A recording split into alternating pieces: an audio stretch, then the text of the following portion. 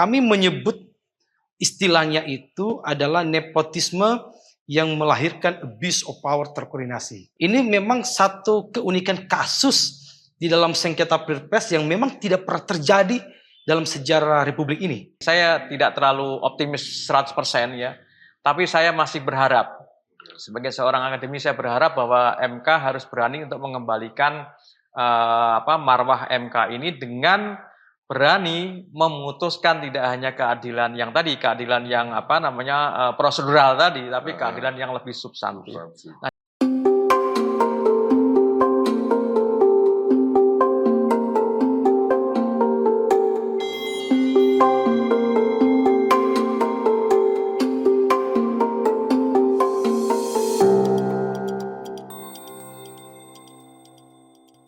Oke, Assalamualaikum warahmatullahi wabarakatuh. Apa kabar Sobat Forum? Kembali lagi ketemu bersama kami dalam program Forum Ngobdar, Ngobrol Politik bersama Darwin. Nah, pada pekan ini kami akan mengulas terkait yang lagi ramai diperbincangkan di khalayak ramai maupun di media massa, yaitu terkait kecurangan terstruktur, sistematis dan masif yang sesuai dengan Undang-Undang Nomor 7 Tahun 2024 tentang Pemilu. Nah, berkaitan dengan hal tersebut, kami sudah menghadirkan 2 orang narasumber yang kompeten di bidangnya, tentu saja yang berkaitan dengan isu tersebut. Kita sapa dulu beliau, salah satunya adalah Bang Vincentius Mendrova. Apa kabar Bang? Kabar baik Abangku, siap. Yahobu. Beliau adalah kuasa hukum dari Capres-Cawapres Ganjar Mahfud pasangan 03. Makasih Bang udah mau hadir di tengah-tengah kami. Terima kasih sudah diundang oleh Forum Keadilan. Kami tahu Abang pasti lagi sibuk-sibuknya ini kan. Iya, baru aja pulang dari sidang Mahkamah Konstitusi tadi. Hari ini ya? Hari ini kita langsung ke sini. Ya baik Bang, nanti kita bincang-bincang ya Bang. Siap. Nah, seorang narasumber lagi, beliau adalah seorang profesor, guru besar ilmu hukum Universitas Pancasila. Langsung aja kita sapa beliau, Prof. Agus Surono. Apa kabar Prof? Baik, alhamdulillah baik, sehat. Wah, ini Prof juga lagi sibuk juga nih kan, kesana kemari juga ya. Betul. Baru selesai langsung ke sini. Langsung ke sini. Iya. Terima kasih banyak Prof sudah mau hadir di tengah-tengah kami ya. Senang diundang. Siap. Ya, jadi gini, Prof. Agus, Bang Vincent, nggak apa-apa saya panggilnya Bang, dari Sumatera Utara. Siap. Tadi saya sudah sampaikan terkait yang sekarang lagi rame, isu kecurangan TSM itu, terstruktur, sistematis, dan masif itu. Gimana Bang, kalau dari kubu Pak Ganjar Mahfud itu udah sejauh mana ininya, pergerakannya? Iya, kalau berbicara pergerakan tentu kan apa yang kita sudah dalilkan di Mahkamah Konstitusi, sebagaimana dalam permohonan PHPU kita memang mendalilkan berkaitan dengan TSM, terstruktur, sistematis, dan masif. Di dalam pandangan kami yang kami dalilkan tersebut, kami melihat bahwa TSM sebagaimana dimaksud di dalam Undang-Undang Pemilu kita Nomor 7 Tahun 2017 tersebut itu hanya mengatur 2 hal. Yang pertama adalah mengenai prosedural, tata cara dan mekanisme. Yang kedua adalah mengenai politik uang. Ini 2 hal yang memang diadopsi dalam putusan Mahkamah Konstitusi yang sebelumnya telah diputus oleh Mahkamah baik di 2009 maupun di 2012 atau 2013 kalau saya tidak keliru ya. Tentu adopsi ini kita tahu bahwa semua undang-undang sebagai orang hukum meyakini bahwa setiap undang-undang yang dibuat oleh pemerintah ataupun DPR bersama DPR seringkali ada undang-undang memang tidak sempurna.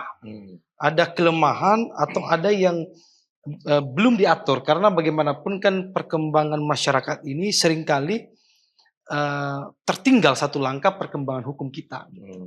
Termasuk yang berkaitan dengan TSM yang kami maksud itu. Kami menyebut istilahnya itu adalah nepotisme yang melahirkan abuse of power terkoordinasi. Di mana di dalam sejarah Pilpres kita, terutama sejak ada pemilihan langsung ini ya, belum ada calon presiden ataupun calon wakil presiden anak kandung dari presiden yang sedang menjabat. Ini memang satu keunikan kasus di dalam sengketa Pilpres yang memang tidak pernah terjadi dalam sejarah Republik ini. Oleh karena itu kami selalu menyampaikan, karena kan kebanyakan juga teman-teman yang dari kuasa hukum Prabowo Gibran menyampaikan bahwa kasus atau dalil kami itu adalah salah kamar. Mereka menyampaikan itu, ada Prof. Otto Hasibuan. Ada juga yang menyampaikan bahwa ini merupakan sengketa proses sehingga itu kewenangannya Bawaslu. Tapi teman-teman di sana tentu kita menghargai pendapat itu ya. Tapi dalam pandangan kami bahwa persoalan nepotisme yang melahirkan abuse of power terkoordinasi ini belum diatur secara rigid atau luas di dalam undang-undang pemilu kita. Karena memang kan ini hal baru terjadi. Mungkin saja waktu para pembuat undang-undang ini belum terpikirkan sejauh seperti itu bahwa akan terjadi kasus yang seperti sekarang ini. Nah, dan ini semakin terang dan jelas ya bahwa ini bukan semata-mata kewenangannya Bawaslu sebagaimana yang disampaikan oleh teman-teman kuasa hukum Prabowo Gibran. Dengan Mahkamah Konstitusi berdasarkan inisiatifnya mengundang atau memanggil 4 menteri di dalam persidangan nanti di hari Jumat. Nah ini sebuah hal positif ya. Yang juga ini belum pernah terjadi di dalam sengketa Pilpres di Mahkamah Konstitusi. Menurut saya ini secara tidak langsung sudah terbantahkan apa yang disampaikan oleh teman-teman di sana bahwa ini salah kamar, ini adalah permohonan yang cengeng, tapi pada hakikatnya Mahkamah Konstitusi menganggap apa yang kita dalilkan ini begitu pentingnya sehingga ada terobosan baru. Mahkamah Konstitusi memanggil 4 menteri di luar dari peserta pemilu. Ini adalah keunikan hal baru, jangan salah.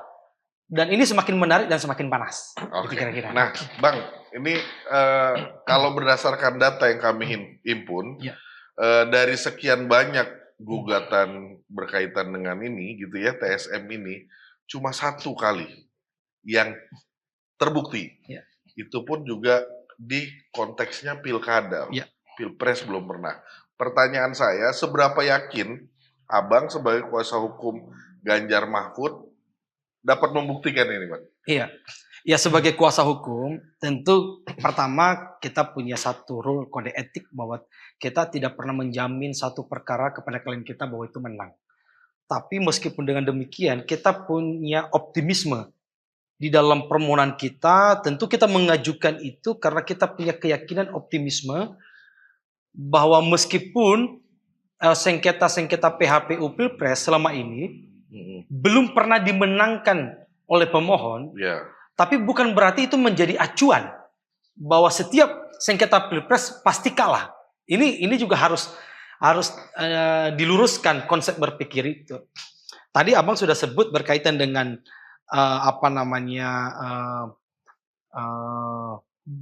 permohonan PHPU pilkada. Pilkada dengan pemilu Pilpres ini sebetulnya satu nafas. Skopnya yang berbeda, gitu ya. Ini satu nafas. Kalau kita lihat di kasus yang diputus tahun 2020 atau 2021, kalau saya tidak keliru, itu yang terjadi di daerah Provinsi NTT ya, kabupaten saya lupa namanya. Itu berkaitan dengan prosedural, soal kewarganegaraan saja. Itu hanya berupa administrasi. Dan itu kemudian di Mahkamah Konstitusi didiskualifikasi, menggugurkan semua proses yang besar, bahkan dimenangkan oleh yang didiskualifikasi itu. Artinya apa? Bahwa sekalipun kalau kita lihat dalam konteks undang-undang pemilu kita, soal administrasi itu murni dari kewenangannya Bawaslu sebetulnya. Oke. Tapi apakah kemudian ketika Bawaslu tidak menggunakan kewajiban hukumnya, bukan kewenangannya menurut saya, tapi kewajiban hukumnya, karena Bawaslu ini bukan hanya saja memproses laporan yang dilaporkan oleh warga negara, tapi dia juga punya kewajiban dalam undang-undang pemilu proaktif untuk menyelesaikan sengketa proses. Dan berkaitan dengan administrasi warga negara ini soal proses. Lalu ini sudah dilewati. Apakah kemudian ada proses yang salah, kemudian ini tidak bisa dibawa di MK karena ini sudah lewat proses tahapan pemilu? Tidak, MK berani membuat satu putusan yang sangat progresif. Itulah kemudian kita mendorong bahwa Mahkamah Konstitusi memiliki pandangan yang sering oleh ahli tata negara mengatakan judicial activism. Gitu. Jadi Profesor Mahfud MD, mantan Ketua Mahkamah Konstitusi, di dalam openingnya di sidang pertama itu, dia mengatakan apa? Mengingatkan kepada hakim-hakim MK bahwa Mahkamah Konstitusi tidak hanya saja untuk menguji keadilan prosedural, tapi harus sampai pada keadilan substantif. Ini poin penting. Teori judicial activism. Itu kira-kira, Bang. Siap. Nah, saya coba ke Prof. Agus dulu nih. Prof, sebenarnya secara hukum kecurangan TSM ini dalam pemilu ini emang bisa dibuktikan nggak sih, Prof, sebenarnya? Oke, saya bicara dari perspektif akademis ya. Saya tidak bicara dari perspektif kuasa hukum dan seterusnya. Betul. Kenapa saya sampaikan demikian? Karena ini penting. Ada dua hal yang ingin saya sampaikan. Satu berkaitan dengan soal bagaimana pembuktian. Karena memang kalau dalam konteks pembuktian dalam perkara sengketa atau perselisihan pemilu ya, dalam kaitannya dengan ini adalah kaitan dengan Pilpres, maka tentu pihak pemohon kan mempunyai kewajiban untuk membuktikan dalil-dalilnya. Nah, demikian juga pihak-pihak yang katakanlah termohon atau pihak terkait juga mempunyai hak untuk membuktikan sebaliknya, kan begitu kan. Nah, pertanyaannya apakah ini bisa dibuktikan? Saya rasa bisa saja dibuktikan. Bisa ya? Bisa, sangat bisa dibuktikan, tergantung dari bagaimana pembuktian di persidangan. Apakah misalkan dengan menghadirkan saksi-saksi yang memang relevan dengan persoalan kecurangan ya, yang sifatnya TSM. Saya kira semua orang ahli hukum maupun masyarakat secara umum sekarang ini sudah sering mendengar apa sih, saya tidak akan menjelaskan mengenai apa sih itu TSM dan seterusnya, tapi saya ingin menyampaikan bahwa pertanyaan yang tadi disampaikan bisa nggak dibuktikan? Bisa, tergantung dari bagaimana pemohon mendalilkan, kan begitu kan? Pemohon mendalilkan, tentu yang mendalilkan yang mempunyai kewajiban untuk membuktikan itu.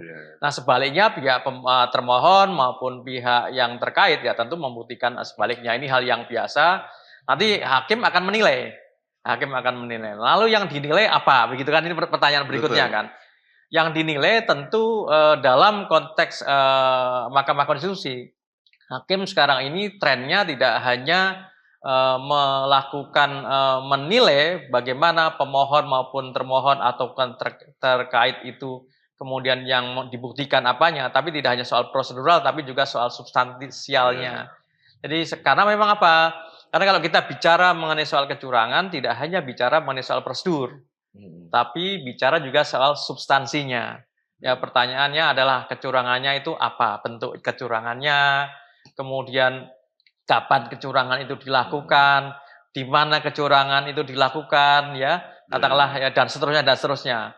Apa kemudian kecurangan dilakukan ada kaitannya dengan relasi kekuasaan dan seterusnya. Ini kan soal lain, ya, tergantung dari pihak yang mendalilkan saja. Betul. Nah, itu saya kira dua hal itu yang ingin saya sampaikan. Pertama, bisa dibuktikan, bisa tergantung dari pihak pemohon yang mendalil. Kedua, terkait dengan apa yang harus dinilai oleh hakim, ya hakim sebenarnya tidak hanya menilai soal masalah soal prosedural saja, tapi soal substansial. Makanya ada yang namanya keadilan, bukan semata-mata keadilan prosedural, tapi keadilan substansial. Gitu. Oke. Saya kira Nah, itu. ini berkaitan dengan MK, Ya. Prof.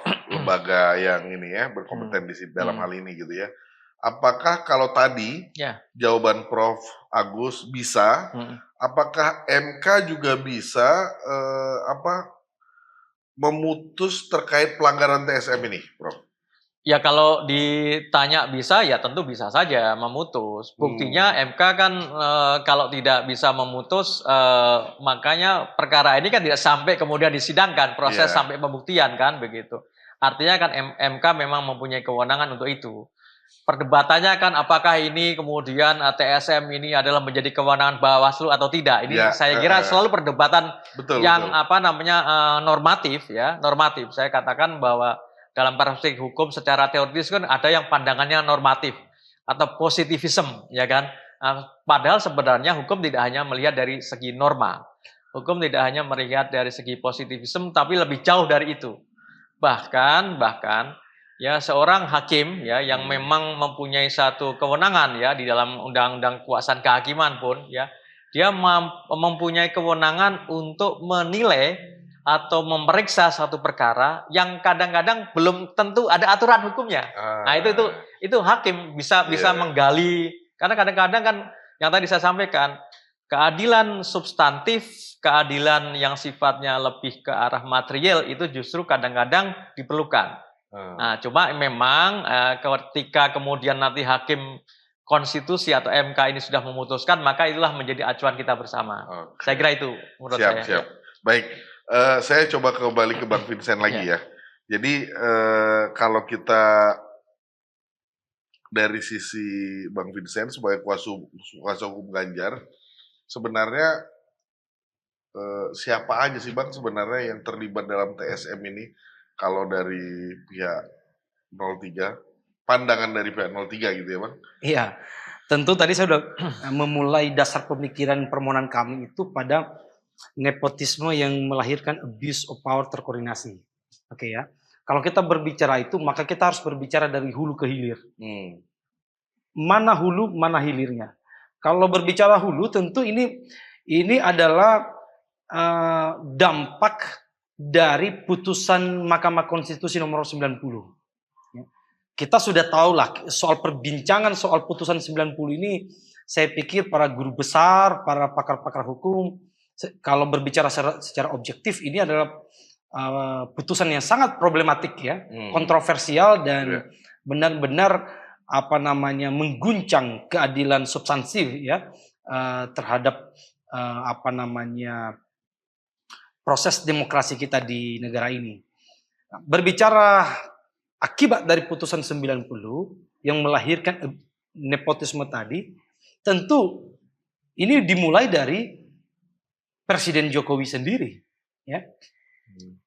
Kita tahu bagaimana relevansi hubungan antara Presiden Jokowi dengan paslon nomor 2 Prabowo Gibran. Ya. Kalau kita seakan-akan mencoba menjauhkan jarak itu, menurut saya itu terlalu naif lah, kira-kira begitu. Makanya kalau ada istilahnya, kalau saya tidak salah, Prof. Yusri juga mengatakan, jangan-jangan ini pemilu sayang anak, gitu kan? Prof. Yusri mengatakan itu. Bahkan Prof. Yusri sendiri ya menyampaikan pandangannya terhadap putusan 90 itu adalah itu putusan yang sangat problematik.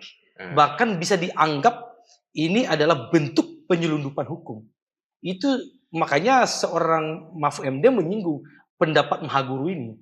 Gitu. Nah, sebelum dikoreksi itu ya, sebelum pendapatnya dikoreksi. Iya. Nah ini, ya saya pikir ya, itu haknya sebagai seorang lawyer ya. Ya dia bisa berubah-berubah, tapi tentu sebagai kita ini kan meskipun punya pendapat yang berbeda-beda, tapi kalau ditanya soal objektivitas kita punya kesepahaman yang sama sebetulnya. Gitu. Terutama dalam kasus putusan 90 itu. Nah, ini dari hulunya.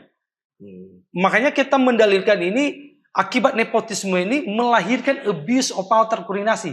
Bagaimana semua struktur kekuasaan ini digerakkan. Bagaimana politik kebijakan, politik bansos, ini memiliki irisan yang tidak bisa kita tutup mata. Ini irisan yang sangat kental, di mana kan sempat juga heboh kan itu disorot oleh media. Begitu Ganjar kampanye di salah satu tempat daerah, 1-2 hari kemudian Presiden Jokowi juga datang di tempat yang sama. Gitu. Lalu membagi-bagikan bansos. Itu kan secara etik sebetulnya kan tidak tepat ya. Gitu. Mungkin secara soal kalau berbicara tadi prosedural, keabsahan proseduralnya, ya memang mungkin sah-sah saja karena presiden berhak datang ke semua wilayah negara kesatuan Republik Indonesia. Tapi etik atau tidak, tepat atau tidak, ini kan masyarakat bisa menilai. Nah, kalau pandangan kita, bagaimana kemudian Presiden Jokowi bahkan mengutarakan, dulu kita memikirkan statementnya Pak Jokowi mengatakan bahwa dia akan cawe-cawe di pemilu 2024 ini, kita pikir hanya cawe-cawe biasa, sebelum ada putusan 90 itu. Ya mungkin demi bangsa dan negara lah, kira-kira begitu. Artinya dia mengharapkan bahwa proses pemilu 2024 ini berjalan dengan baik. Ya, supaya soft landing lah kepemimpinan beliau ini. Kita pikir begitu.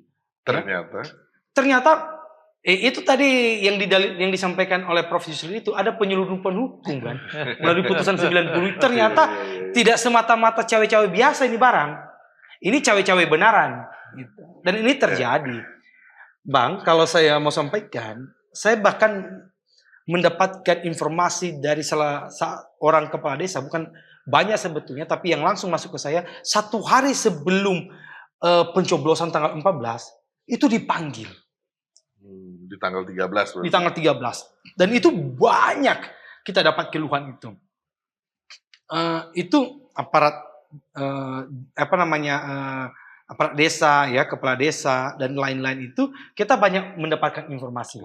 Nah, dan bagaimana juga mengumpulkan kepala desa, meskipun kita lapor di Bawaslu ini, mohon maaf ya, kita lapor hari ini, mungkin 1-2 hari ada jawaban. Jawabannya sih cepat. Gitu. Ada jawabannya cepat memang dijawab. Cuma nanti jawabannya memang ditolak, tidak memenuhi syarat. Ya itu juga kita persoalkan. Gitu. Nah, itulah kalau kita berbicara secara komprehensif soal TSM ini, ya bahkan saya sempat memberikan satu pandangan kepada salah seorang pakar hukum tata negara. Saya menyampaikan begini, terstruktur yang dimaksud oleh Undang-Undang Nomor 7 Tahun 2017 itu kan adopsinya terhadap putusan-putusan MK sebelumnya.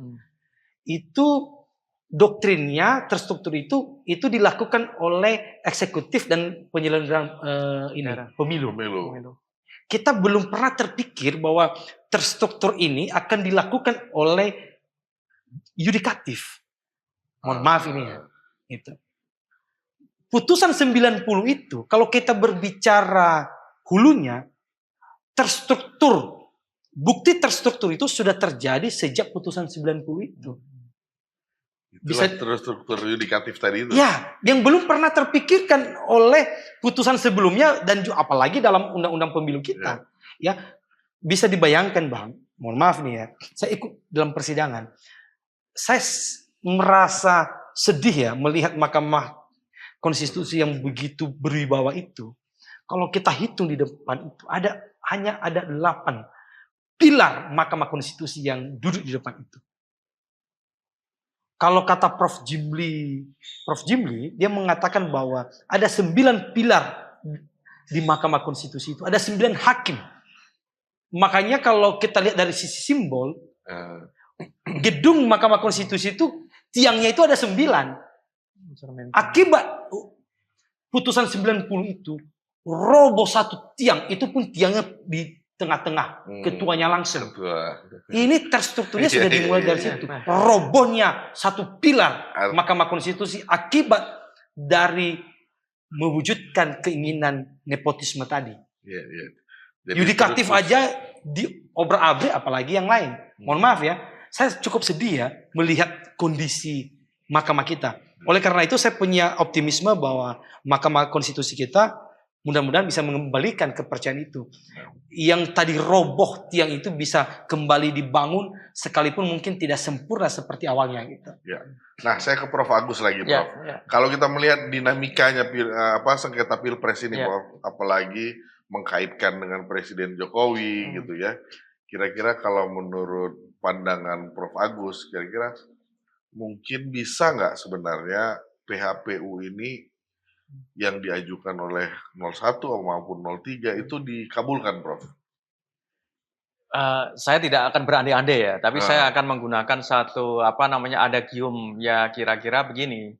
Kan tadi saya sudah mulai dengan bagaimana pemohon ya untuk membuktikan apa yang sudah didalilkan itu, dan ketika kemudian majelis hakim itu yakin betul atas Ya. apa yang dibuktikan ya dalam persidangan, maka tentu pasti akan menjadikan pertimbangan begitu. Kalau soal bagaimana majelis hakim menilai itu dalam praktek persidangan ketika saya sering menjadi ahli itu ya tentu semuanya tergantung dari bagaimana pihak-pihak yang baik itu pemohon maupun pihak termohon terkait itu membuktikan apa yang sudah dia dalilkan. Nah, saya kira hal ini saya melihatnya dari sisi yang lain. Ya. Sisi yang lain begini. Pada waktu setelah atau pasca putusan MK 90 itu memang yang tadi disampaikan oleh Mas Vincent ya, itu ada satu ketidakpercayaan publik ya terhadap suatu lembaga yang memang marwahnya sebenarnya kan Mahkamah Konstitusi itu suatu lembaga yang sangat sakral begitu. Nah, seketika itu runtuh, kemudian akhirnya banyak guru besar ya. Saya termasuk guru besar yang salah satu yang mengkritisi soal masalah itu, dan saya sampaikan bagaimana saat ini menjadi momentum untuk mengembalikan, kalau saya menggunakan, mohon maaf, saya dengan menggunakan terminologi tradisi NU begitu ya. Biasanya ini harus dikembalikan kepada hitoh. Hitohnya. Hitoh apa? Hitoh marwah MK ini kembali kepada hitohnya. Sebagai satu mahkamah yang memang benar-benar memberikan satu dampak ya ke depan. Saya yakin sangat sulit ya kalau misalkan kemudian putusan MK ini, saya tidak terlalu optimis 100% ya. Tapi saya masih berharap, sebagai seorang akademisi saya berharap bahwa MK harus berani untuk mengembalikan marwah MK ini dengan berani memutuskan tidak hanya keadilan yang tadi, keadilan yang prosedural tadi, tapi keadilan yang lebih substantif. Nah, caranya bagaimana? Ya tentu ini dampaknya pasti ke depan. Ya, dampaknya ke depan. Saya bukanlah anti kepada misalkan yang 02 ya, Pak Prabowo, tidak gitu ya. Baik 01, 02, 03 itu semua teman-teman. Saya anggap semua ini adalah warga bangsa. Tapi bagi saya soal bagaimana mengembalikan supaya ini bisa ke depan lebih bagus lagi ya dalam pemilu-pemilu yang akan datang, maka inilah kesempatan bagi MK.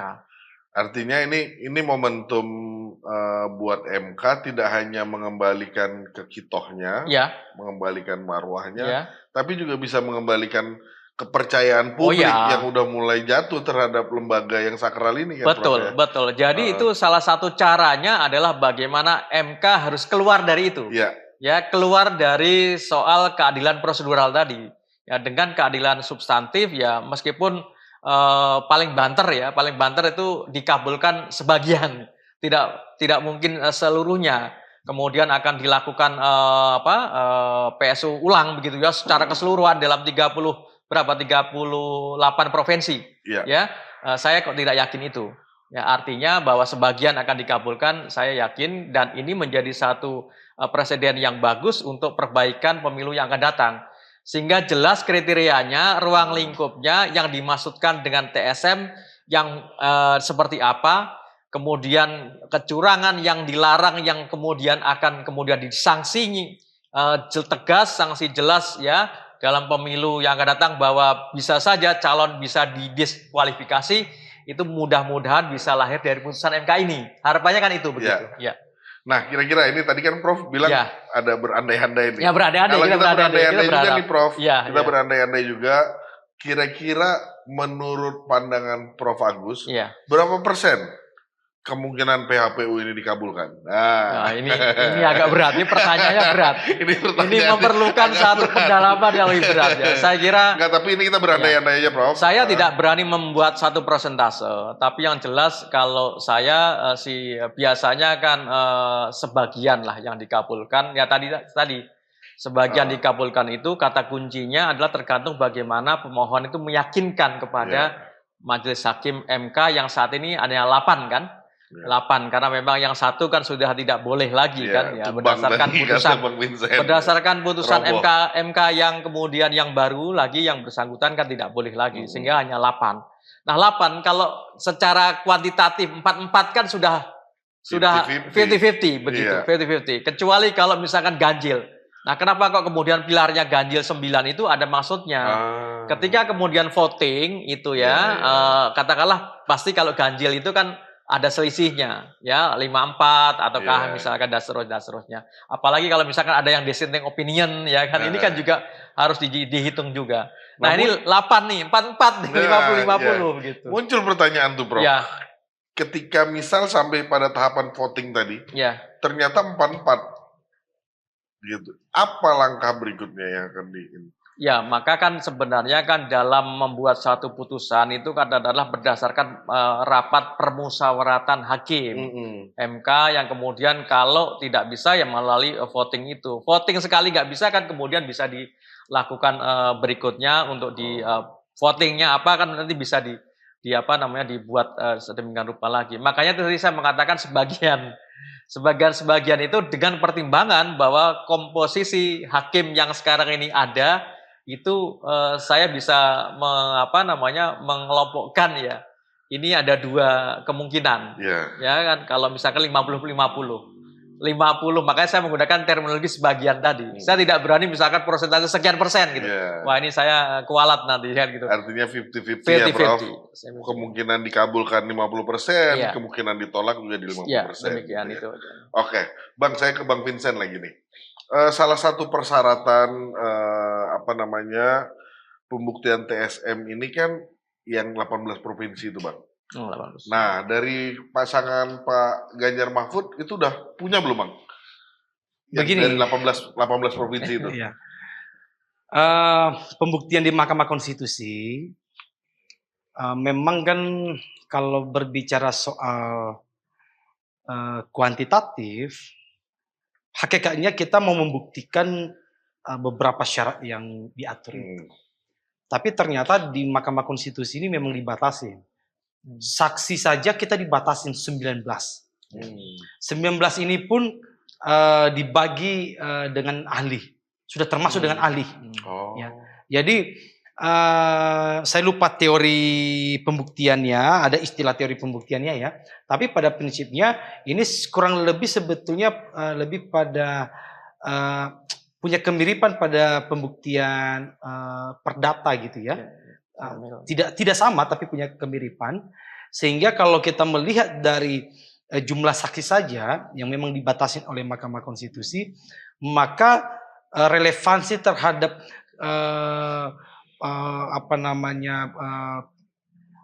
hakim Mahkamah Konstitusi memeriksa secara kualitatif ini sangat relevan.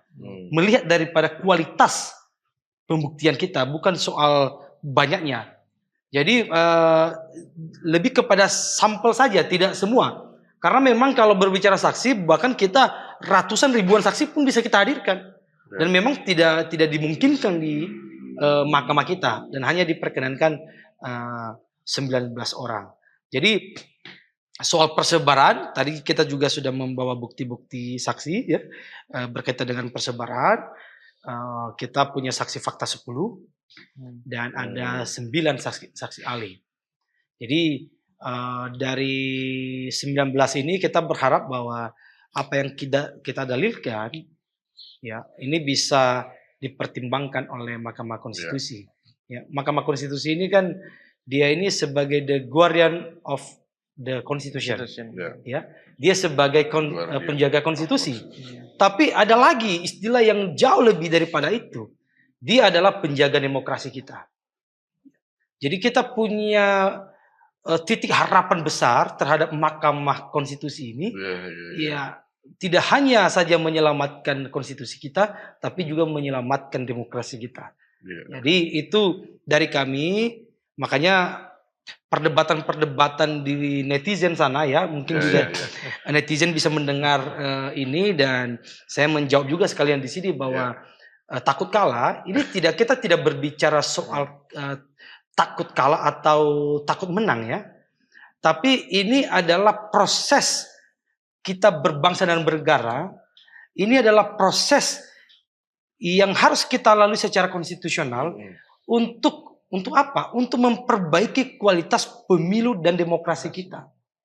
Karena putusan nanti yang dikeluarkan oleh Mahkamah Konstitusi bukan hanya berpihak pada paslon yang dimenangkan, tapi dia berpihak pada rakyat Indonesia, dia berpihak pada konstitusi kita, dia berpihak pada demokrasi kita.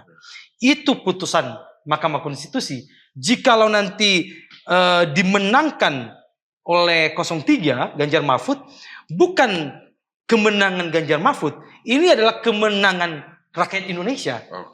Karena Mahkamah pasti dengan pertimbangan yang komprehensif, ini demi konstitusi, demi demokrasi, dan demi rakyat kita. Nah, dari kita sama-sama tahu Bang, dari kubu 02, kubu Pak Prabowo Gibran itu ada yang menyebutkan gugatan ini menyasar ke arah menteri lah, ke arah penyelenggara lah gitu ya. Justru bukan ini salah sasaran katanya gitu ya. Banyaklah narasi-narasi yang dibangun. Seakan-akan kubu 03 itu salah sasaran lah nih kalau tembak tuh kan. Gimana tanggapan Abang terkait itu? Ya tentu ini kan teman-teman sejawat lah ya. Ini kalau saya mencoba mendiskreditkan tanggapan itu juga mungkin tidak baik secara etis ya. Tapi begini, tadi saya sudah memulai satu pandangan. Ada kalau di Mahkamah Konstitusi itu tadi juga sudah ditanya oleh Pak Asrul Sani ya, posisi dari Mahkamah itu pada satu pandangan, ada dua pandangan yang memang menjadi perdebatan pro kontra di Mahkamah Konstitusi itu. Yang pertama pandangannya adalah Mahkamah Konstitusi sebagai judicial activism, dan pandangan kedua adalah judicial restraint gitu. Nah, kalau saya lihat dari pandangan teman-teman 02 ini gitu. Ini pandangan yang memang apa istilahnya ya? Mungkin kalau bahasa hukum yang umum kita kenal ini pandangan positivisme ya. Aliran positivisme. Hanya terpaku pada aturan atau prosedural gitu. Nah, makanya ya kita menghargai pandangan-pandangan itu, tapi bagi kami bahwa Mahkamah sudah membuat putusan-putusan yang masuk pada pengelompokan judicial activism. Yang terbaru itu adalah membatalkan atau menghapus keberlakuan pasal 14, pasal 15 Undang-Undang Nomor 1 Tahun 1946 tentang peraturan hukum pidana. Itu undang-undang kolonial itu yang dikonversi menjadi undang-undang kita, jangan salah. Termasuk KUHP kita pasal 310 KUHP. Itu juga dikoreksi oleh Mahkamah. Artinya apa? Bahwa meskipun tadi Mahkamah Konstitusi ini dilahirkan untuk menguji undang-undang setelah dia terbentuk, tapi pada perkembangannya Mahkamah memberikan putusan-putusan yang sangat progresif. Jadi kalau pandangan teman-teman mengatakan bahwa ini apa tadi? Salah sasaran gitu ya. Ini soal pemilu tapi menarik menteri, menarik presiden dan penyelenggara memang ditarik ya. Tapi yang dipersoalkan di sini adalah keberadaan dalam dalil kami presiden dan juga pejabat struktural di bawahnya. Ya memang ini kasuistik, ini baru terjadi memang. Kalau tadi berdasarkan teori judicial restraint tadi itu, ya udah benar kata mereka itu. Oh, sesuai aturan memang ini urusan pemilu, ini urusan soal tugas dan fungsi presiden membagi bansos. Itu seakan-akan warga negara Indonesia ini kayak bisa, kalau saya bilang bisa dibodoh-bodohin lah gitu. Ini janganlah gitu. Jangan. Kita paham lah gitu. Kita tahu, kita nggak mungkin melepaskan korelasi ini gitu. Ya. Oleh karena itu, itulah kenapa kita tarik. Ini punya benang merah yang memang belum dijangkau oleh undang-undang pemilu kita ini barang. Gitu. Jadi kita berharap sekali, ya ini juga, makanya kita agak senang ya, meskipun kita yang mohonkan kepada mahkamah untuk menghadirkan menteri, tapi berdasarkan hasil musyawarah hakim mahkamah bahwa ini bukan karena permintaan atau permohonan dari pemohon, tapi inisiatif mahkamah karena mahkamah membutuhkan atau memerlukan 4 menteri itu. Artinya apa? Relevan kan dalil kami itu. Jadi teman-teman yang di sebelah sana, ya sah-sah saja dia mengatakan salah kamar ini, tapi pada hakikatnya ini 1-2 terobosan yang luar biasa. Dan satu langkah lagi kalau mahkamah menerima permohonan ini, menurut saya ini akan memberikan satu perbaikan kualitas pemilu yang sangat signifikan di negara ini. Selain mengembalikan marwah lembaga MK tadi. Mengembalikan marwah dan mengembalikan, memperbaiki, menyumbang pemikiran besar untuk perbaikan kualitas pemilu kita. Nah, saya ke Prof. Agus. Prof. Prof. Agus bagaimana melihat dari kacamata dari perspektif akademisi terkait sengketa Pilpres ini, Prof? Ya tadi ada kami yang awam hukum melihat ini kayak ada saling serang ini. Sesama ahli hukum, pakar hukum gitu ya, dengan alibinya masing-masing gitu, Prof. Gimana Prof. Agus melihatnya? Pertama begini, soal masalah pembuktian ya. Pembuktian. Karena kan kita tadi bicara diawali dengan bagaimana membuktikan dalil-dalil. Jadi dalam hukum itu ada yang namanya asas keseimbangan sebenarnya. Keseimbangan artinya pihak pemohon pasti akan mendalilkan dan kemudian buktinya apa. Demikian juga yang berikutnya, yang termohon maupun terkait tadi. Nah, ketika kemudian nanti, ya hakim kan masih akan menilai ini. Ya hakim akan menilai apa yang dihadirkan, apa yang dibuktikan, pasti hakim akan menilai. Katakanlah misalkan keterangan saksi, ya tadi saksi dihadirkan sebagai satu kualifikasi alat bukti. Kemudian ada ahli, satu alat bukti juga kan. Bahkan misalkan alat bukti yang lainnya kan, ada bukti-bukti plano C1 dan seterusnya itu kan juga alat bukti juga. Artinya berarti alat buktinya secara kuantitas atau secara jumlah berarti dapat dipenuhi. Nah, lalu pertanyaannya secara kualitas bagaimana kan begitu kan? Karena dalam pembuktian teori pembuktian itu memang tidak hanya kuantitas tapi juga kualitasnya. Nah, nanti hakim akan menilai. Hakim akan menilai, sekali lagi jangan lupa di dalam irah-irah putusan itu ada yang namanya demi keadilan berdasarkan ketuhanan. Nah, hakim itu tidak hanya bertanggung jawab kepada pemohon, kepada termohon, kepada tergugat, tapi kepada Tuhan. Kepada Tuhan loh, itu nggak main-main. Makanya di situ ada irah-irah putusan itu demi keadilan berdasarkan ketuhanan. Nah, artinya apa? Hakim ini wakil Tuhan. Pertanggungjawabannya luar biasa sehingga dia harus bertanggung jawab kepada masyarakat, bangsa dan negara. Nah, apa maknanya itu adalah ketika putusan itu dilahirkan, mestinya putusan itu dampak ke depannya akan lebih baik lagi. Kalau ini berkaitan dengan soal sengketa pemilu, maka kemudian diharapkan dengan putusan hakim konstitusi ini, saat ini 8 gitu ya, 8 meskipun kurang 1, idealnya memang 9 penuh utuh, tapi nggak apa-apa, ini akan mengembalikan tadi. Mengembalikan fitoh tadi bahwa pemilu ke depan itu akan lebih bagus daripada apa yang terjadi 2024. Saya memaknainya dalam perjalanan sejarah ya. Saya ikut pemilu sudah sekian puluh tahun gitu ya. Mulai dari setelah reformasi kan 99 ya, 99 dan seterusnya pokoknya itu mulai reformasi sampai sekarang menurut hemat saya ini adalah pemilu yang terburuk dalam sejarah. 55 tahun 55 itu paling bagus menurut saya ya. Dalam sejarah itu 55 luar biasa. Persaingan keras pada waktu tahun 55 itu, tapi meskipun saya belum lahir tahun 55, tapi bisa membaca buku-buku sejarah yang berkaitan dengan kepemiluan dan itu terjadi persaingan yang sangat luar biasa, tapi itu bisa berjalan dengan baik. Nah ini yang saya kadang-kadang sebagai akademisi ya, saya bilang kok begini ya, kita mengajarkan kepada mahasiswa hukum kita, kok kemudian akhirnya lahir generasi-generasi hukum bahkan yang mempunyai kewenangan untuk ketok palu, begini, itu saya sedih juga begitu. Nah makanya ini saya sampaikan di forum keadilan ini, inilah jadikan sebagai momentum untuk mengembalikan khitoh marwah Mahkamah Konstitusi, begitu. Prof, Bang, kita cicipin kopinya dulu. Kopi. Terima kasih nih.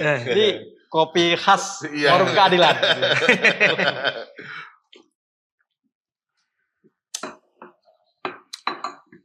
Jadi nggak terasa udah setengah jam lebih, Prof. Udah hampir 1 jam kita bincang-bincang. Memang ini sesuatu yang seru ya, Bang ya. Apalagi hari ini memang ini isu yang lagi hangat di bulan Ramadan ini ya. Betul. Nggak cuma masyarakat, media juga memberitakan fokusnya kemari gitu ya. Nah, ini sesi terakhir, Bang. Mungkin Bang Vincent dan Prof. Agus bisa memberikan closing statement sebelum kita tutup. Gitu ya. Kira-kira apa yang mau disampaikan? Silakan Bang Vincent. Baik, dari kami, saya dari kuasa hukum Ganjar Mahfud menyampaikan ini juga kepada masyarakat bahwa kita tidak sebatas berbicara soal menang kalah. Ya. Kita mengajukan ini tentu kita punya landasan pemikiran yang kuat dan punya bukti yang kuat, dan tentu ini juga tujuannya untuk perbaikan kualitas pemilu kita, dan memang ini akan diuji. Tentu yang diuji dalam hal ini adalah Mahkamah Konstitusi memberikan satu putusan yang memang untuk memperbaiki kualitas pemilu kita. Dan bagi kami, apapun nanti putusan Mahkamah Konstitusi, kita taat, kita menghargai, dan tentu ini adalah jalan konstitusional yang memang kita lalui. Dan apabila juga nanti ini kita misalnya dikabulkan, maka kita juga berharap kepada masyarakat, ya terutama yang memang mendukung misalnya paslon Prabowo Gibran, untuk sama-sama kita mentaati apapun nanti putusan Mahkamah Konstitusi ini. Jadi pada prinsipnya kita mendorong Mahkamah berani tanpa intervensi, gitu ya, menunjukkan bahwa Mahkamah Konstitusi tidak hanya sebagai penjaga konstitusi kita, tapi juga sebagai penjaga demokrasi kita. Demikian, terima kasih. Prof. Agus, silakan Prof. Baik, ada 3 hal yang saya sampaikan dalam kesempatan ini. Pertama, Mahkamah Konstitusi harus berani ya mengembalikan khitoh marwah Mahkamah Konstitusi. Itu yang pertama. Yang kedua, Mahkamah Konstitusi harus berani juga dalam melahirkan satu putusan yang tidak hanya keadilan prosedural tapi juga keadilan substantif. Dan yang ketiga, apapun putusan Mahkamah Konstitusi selama sudah mengembalikan khitoh tadi, marwah tadi, maka kemudian putusan apapun ini harus kita hormati sebagai sebuah bangsa dan ini harus kita taati bersama. Saya kira demikian sehingga kita bisa menatap Indonesia ke depan dan kemudian kembali lagi tahun 2029 untuk kemudian sama-sama kompetisi secara baik, secara sehat tanpa terulang lagi peristiwa 2024. Amin. Demikian. Amin. Oke. Prof. Agus, terima kasih banyak udah mau berbagi dengan kami. Sama-sama. Bang Vincent, terima kasih banyak. Terima kasih. Sama-sama. Doa kami pastinya Prof. Agus, Bang Vincent selalu dalam keadaan sehat. Amin. Dilancarkan semua urusan. Pokoknya semua dimudahkan. Amin. Oke, Sobat Forum dimanapun Anda berada, itu tadi obrolan kami dengan Profesor Agus Surono, Guru Besar Ilmu Hukum Universitas Pancasila, dan Abang Da Vincentius Mendrova sebagai kuasa hukum dari pasangan 03 Ganjar dan Mahfud. Saksikan terus Forum Ngobdar, saksikan terus Forum Ngobdar tentu saja di Forum Keadilan TV. Terima kasih. Assalamualaikum warahmatullahi wabarakatuh. Waalaikumsalam warahmatullahi wabarakatuh.